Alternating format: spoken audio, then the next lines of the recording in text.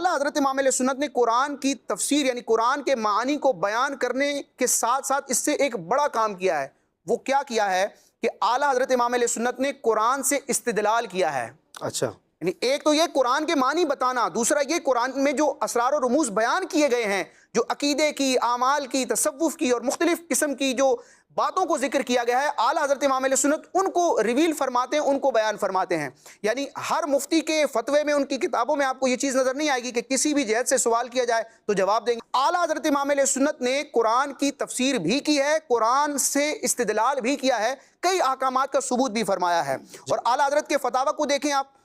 اگر علم تجوید کے حوالے سے پوچھا جائے تو اعلیٰ حضرت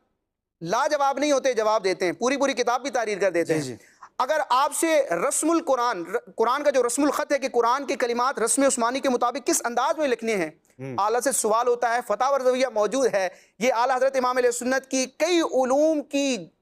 مطلب ایک ایسی دلیل ہے کہ جو آفتاب کی طرح بالکل واضح ہے اور ناقابل انکار حقیقت ہے۔ فتاوی رضویہ میں ایسے کئی اقتباسات موجود ہیں کہ رسم الخط پر آپ سے جب پوچھا گیا، پورا فن ہے، اعلیٰ حضرت نے اگرچہ اس موضوع پر ایک کتاب بھی لکھی ہے، اعلیٰ حضرت اس کا بھی جواب دیتے ہیں۔ اعلیٰ حضرت سے قرآن مجید کی کسی آیت کے تحت عقیدے کا مسئلہ پوچھا جاتا ہے، اعلیٰ حضرت اس کو بھی بیان فرماتے ہیں۔ آیت کے تحت اگر کوئی فقہی مسئلہ پوچھا جاتا ہے، کوئی اجتہادی اختلافی مسئلہ پوچھا جاتا ہے، اعلیٰ حضرت اس کو بھی بیان فرماتے ہیں۔ قرآن کی آیت کے ضمن میں اگر کوئی تصوف کی بات پوچھی جاتی ہے تو اعلیٰ حضرت امام علیہ سنت صوفیانہ کلام بھی فرماتے ہیں۔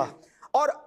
یہ تو ایک دینی علوم ہے، مروجہ علوم ہے کہ ایک عام عالم کی بھی بعض اوقات کچھ نہ کچھ نظر ہوتی ہے۔ اعلیٰ حضرت امام علیہ سنت سے خالصتاً دنیاوی اعتبارات سے یعنی سائنسی اعتبارات سے بھی جب سوال ہوتا ہے تو ایک دو مقامات نہیں، فتاوی رضویہ شریف میں درجنوں مقامات ملیں گے کہ بظاہر وہ مسئلہ ٹیکنیکل ہے، دنیاوی علوم سے تعلق رکھنے والا ہے، اعلیٰ حضرت امام علیہ سنت فلسفی انداز میں بھی، منطقی انداز میں بھی، سائنسی انداز میں بھی، اور قرآن کی آیات سے استدلال کر کے سائنسی مسائل کو، دنیاوی علوم کو بھی اعلیٰ حضرت امام علیہ سنت قرآن مجید کی آیات سے ثابت فرماتے ہیں۔ تو یوں اعلیٰ حضرت کا اگر انداز استدلال دیکھا جائے، قرآن مجید کی خدمت کا انداز دیکھا جائے تو یہ ماننا پڑے گا کہ مفسر سے بھی بڑا مقام اگر کوئی ہو سکتا ہے تو وہ رب تبارک و تعالیٰ کے فضل سے اعلیٰ حضرت کو حاصل تھا کہ آپ قرآن سے استدلال بھی فرمانے والے ہیں، قرآن کی تفسیر بھی فرمانے والے ہیں۔